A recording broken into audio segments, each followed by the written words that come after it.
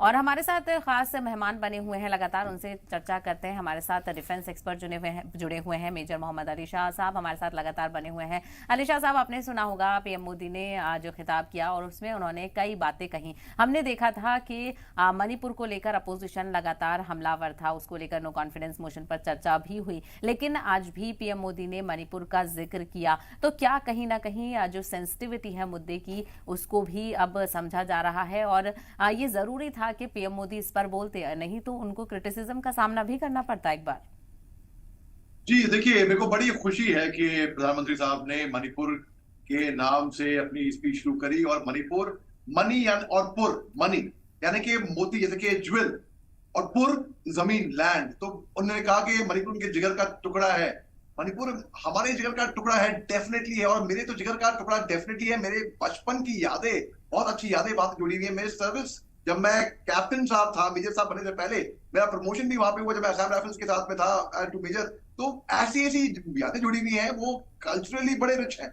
उनके बारे में अनफॉर्चुनेटली बहुत टाइम से मणिपुर, बल्कि नॉर्थ ईस्ट में बोलूंगा, मणिपुर ही क्यों, पूरा नॉर्थ ईस्ट निग्लेक्ट करा गया है बहुत टाइम से। सरकार कोई सी भी हो, काफी हमें तवज्जो दिया नहीं है नॉर्थ ईस्ट के लिए।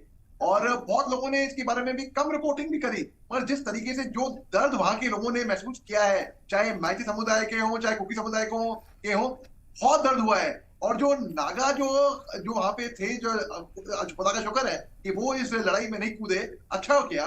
ये बहुत, इन्होंने बहुत ही समझी और सूझबूझ दिखाई है यहाँ पर। तो ये एक बहुत ही गंदा डेडली क्लैश था। और मैं आपको बताऊं, मेरा दिल वाकई में रोता है। मैं वहां की भाषा बोलता हूँ, वहां के कस्टम्स, ट्रेडिशंस, बाकी मेरे को अपने होम स्टेट से ज्यादा मेरे को मणिपुर की ज्यादा जानकारी है। मैं ये नहीं कह रहा कि मेरे को मणिपुर की बहुत जानकारी है, पर जी। इतना जरूर है कि अपने होम स्टेट से ज्यादा तो मैं मणिपुर को समझता हूँ। और मेरे सगे दोस्त, मेरे असली दोस्त मणिपुर के हैं। और ये लोग ऐसे हैं जो बहुत सीधे होते हैं, जो आपका अपना वर्ड रखेंगे।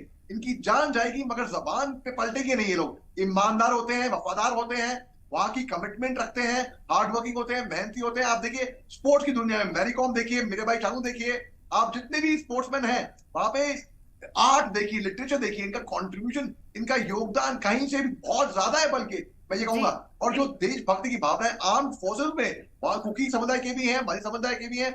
मेरे खुद के पर्सनली कोचमेट्स मेजर राजकुमार जगजीत सिंह, मेजर मेजर हॉकिब और मेजर खोंगसा है। आप देखिए खुद के, मतलब अपने सगे दोस्त मेरे मणिपुर से हैं।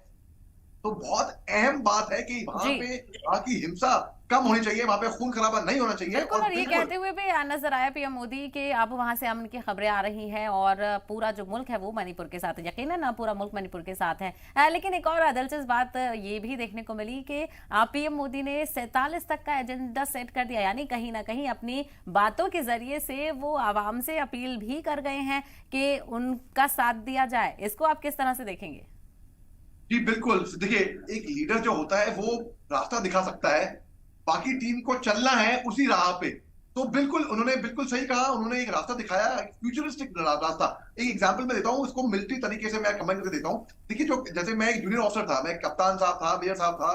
तो हमारा काम था as a platoon commander, company commander, लड़ाई के दौरान 1 घंटा आगे सोचना, 1 घंटे के बाद क्या होने वाला, दुश्मन यहाँ से भागेगा।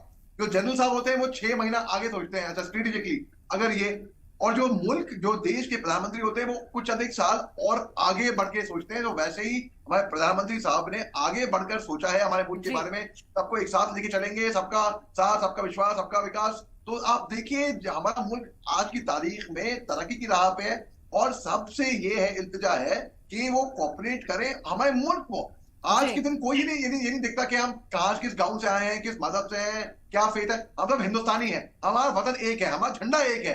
हम सब एक फख्र करते हैं कि हम हिंदुस्तानी हैं। तो हमें मिलजुल के, united we stand, divided we fall. जी। पांचों उंगलियां बराबर तो नहीं होती, लेकिन जब ये बराबर हो जाती हैं, एक बंद करते तो एक मुट्ठी बनती है, एक ताकत बनती है। तो ये ताकत हिंदुस्तान के तिरंगे में है, सैफरन, व्हाइट एंड ग्रीन। आप देखिए, हिंदुस्तान अगर ठान ले, जो ठान लिया है, तो क्या कुछ करके नहीं दिखा सकता। सब कुछ, हमारे देशवासी मेहनती हैं, ईमानदार हैं, वफादार हैं। हर मुल्क में भी हमारे प्रधानमंत्री साहब जाते हैं, वहां के हेड ऑफ स्टेट तारीफ करते हैं कि हिंदुस्तानी जहां पे भी हैं, जहां जहां भी हैं, जी। उन्हें अपना परचम लहराया हुआ है पूरी दुनिया भर में। बिल्कुल। और अली शाह साहब, आपसे ये भी समझना चाहेंगे, कई ऐसी बातें कही, क्योंकि हम देखते हैं कि एक दूसरे पर पॉलिटिकल पार्टीज तंज कसती हुई नजर आती हैं। गुलामी की सोच से बाहर निकलना होगा, परिवारवाद से बाहर निकलना होगा। क्या आपको लगता है कि आज भी ये सारी चीजें देखने को मिलती हैं? अनम्यूट कर लीजिए अली शाह साहब, आपकी आवाज नहीं मिल रही है। जी माफ कीजिएगा सहवा, जनरल कुलकर्णी साहब ने बिल्कुल दुरुस्त फरमाया है। उनकी बात से मैं बिल्कुल 100% इत्तेफाक रखता हूँ। और दूसरी बात है कि हमें गुलामी के चुंगल से बाहर आना पड़ेगा। बिल्कुल, जब तक हम अपने आप को साइकोलॉजिकली, हम क्या हैं, हम वो हैं जो हम अपने बारे में सोचते हैं। एक बिल्ली है, वो अपने आप को आईने में देख रही है, उसको क्या नजर आता है? उसको एक शेर नजर आता है। तो अगर हम सोचेंगे कि हम छोटे चूहे हैं, बिल्ली हैं या गुलाम हैं, तो हम वही होंगे। अगर हम सोचे नहीं, हम यहाँ पे उस्ताद हैं, हम यहाँ पे शेर हैं, हम यहाँ पे रूल करते हैं, ये हमारा मुल्क है, तो हम भी वैसे ही अपने आप को पाएंगे और दुनिया भी हमको वैसे ही देखेगी। अगर हमें सोच लिया कि हम जैसे कि पहले ही जमाना था, जब मैं आपको बात कर रहा हूँ पहले इंडिपेंडेंस से पहले, ये अफ्रीकन कंट्रीज में वहां पे जो जो गुलाम बने थे, हिंदुस्तान अंग्रेजों के नीचे में था।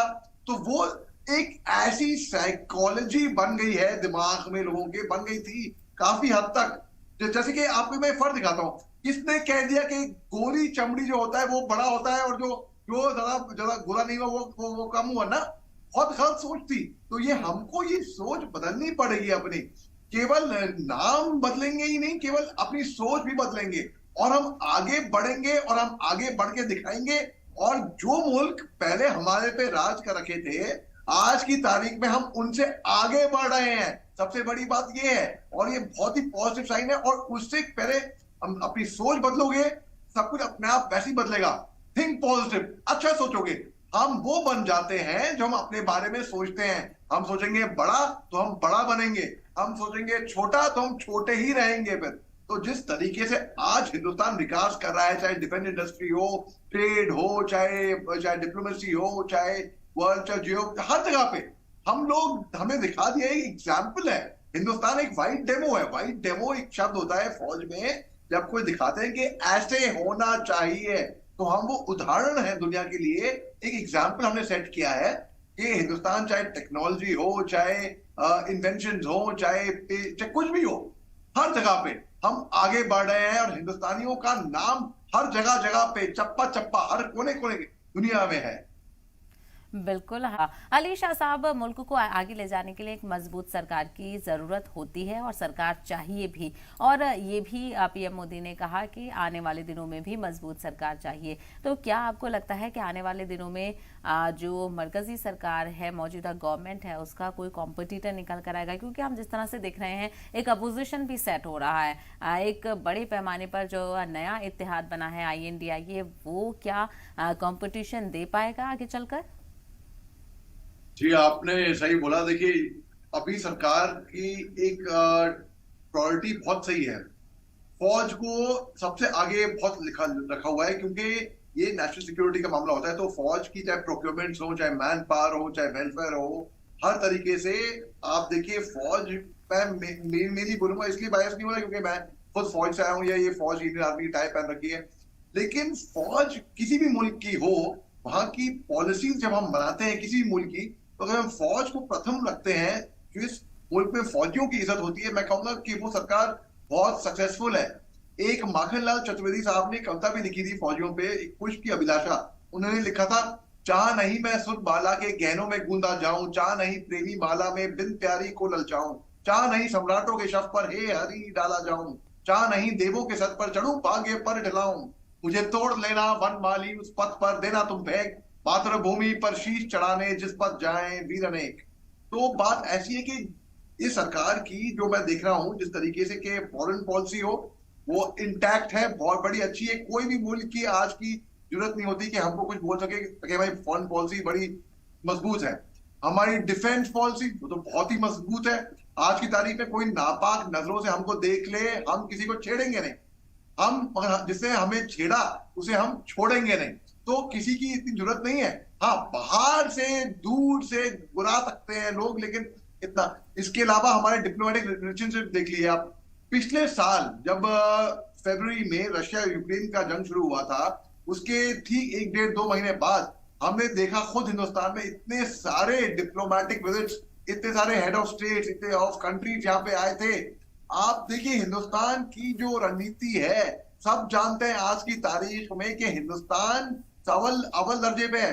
आप हम क्योंकि हम एक तो पीस लविंग नेशन है, हम युद्ध में यकीन रखते नहीं है, लेकिन अगर वही मैं आपको बोला, अगर कोई छेड़ेगा ना हमको, तो हम उसको उसको बहुत ही भारी पड़ेगा। तो हिंदुस्तान आज की तारीख में, चाहे कोविड से के लड़ने का टाइम आया, हमने तरक्की करी, हमने कोविड वैक्सीनेशन तैयार करके हमने रॉ मटेरियल्स पे हमारी प्रतिबंधियां लगा दी थी अमेरिका ने उनकी एक्सपोर्ट पे।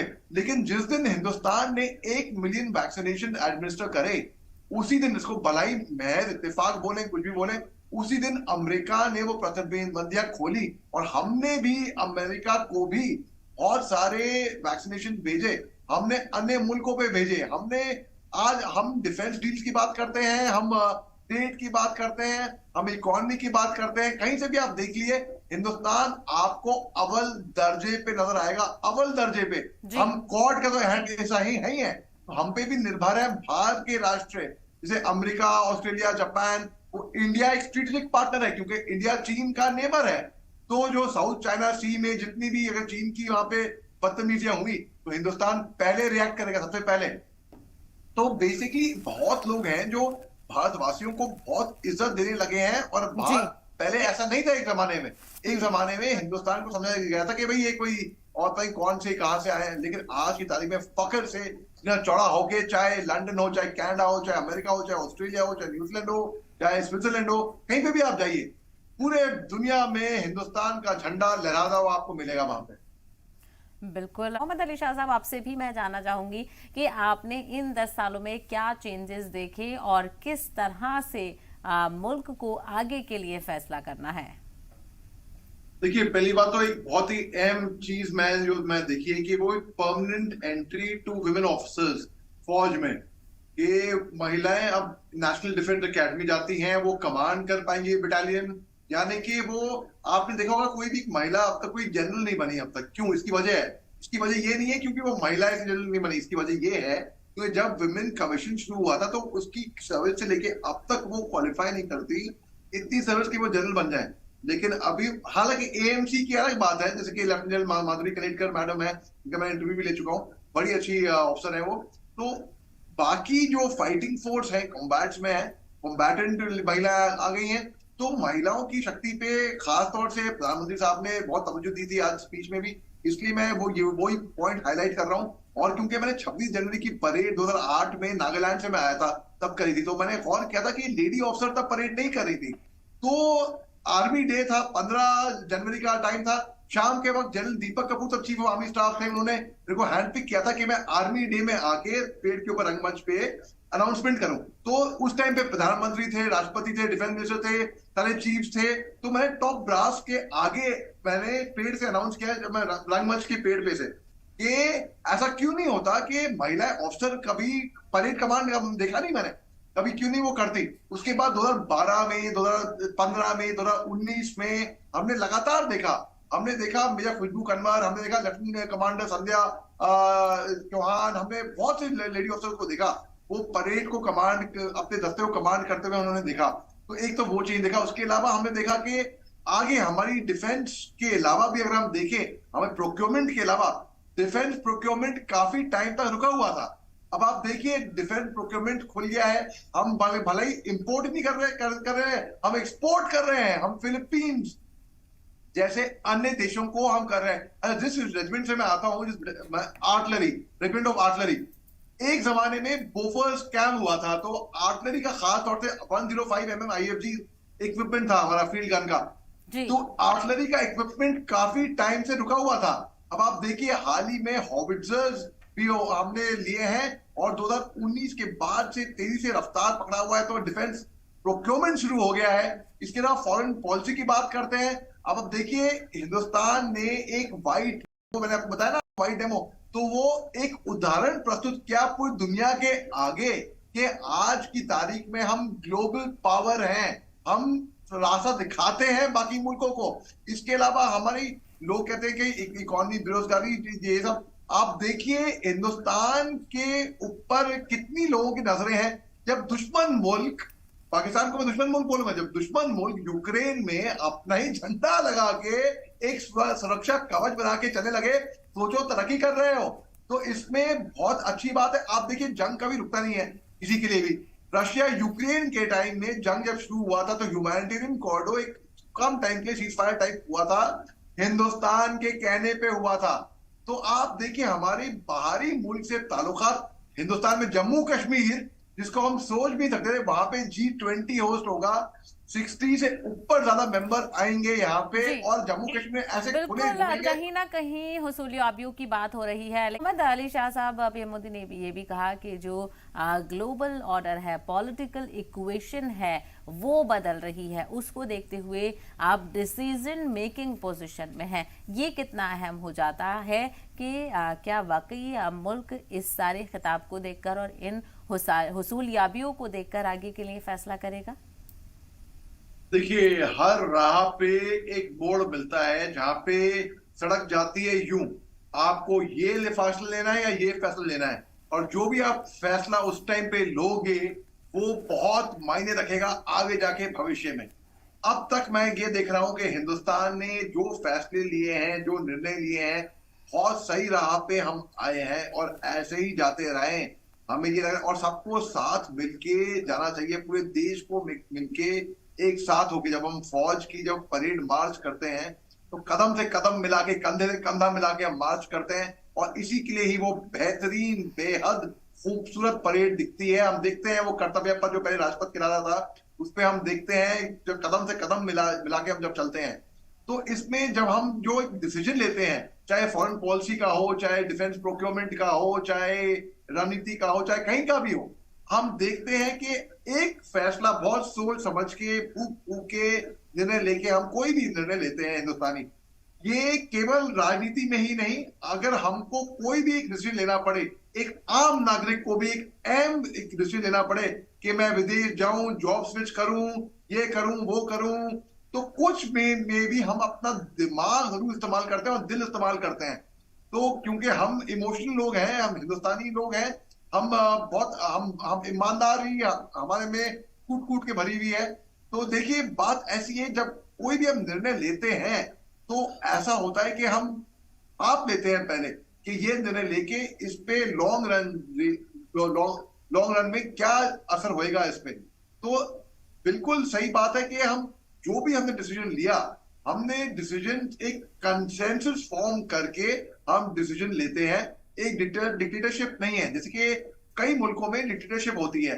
एक निर्णय लेते हैं, एक आदमी केवल बोलेगा ये ऐसा होएगा तो वैसा होएगा। यहाँ पे एक डेमोक्रेसी, एक कंसेंसस फॉर्म होता है, तब जाके हम लोग आगे बढ़ते हैं। तो इसमें कोई शक की बात नहीं है, और अगर ऐसे ही चलते रहे तो हम बिल्कुल number 1 super power of the global economy हम कहलाएंगे। बिल्कुल। लेकिन मोहम्मद अली शाह साहब, मैं आपसे जानना चाहूंगी, जो तमाम तर बातें कही कि क्योंकि हम देख रहे हैं महंगाई की परेशानी है, बेरोजगारी की परेशानी है, पीएम मोदी ने कहा कि हम उससे लड़ रहे हैं, तो क्या आवाम को भी ये समझना होगा कि सरकार उनके साथ है, इन सारी चीजों के लिए कोशिश की जा रही है, वक्त लगेगा लेकिन जो कोशिश है वो की जा रही है?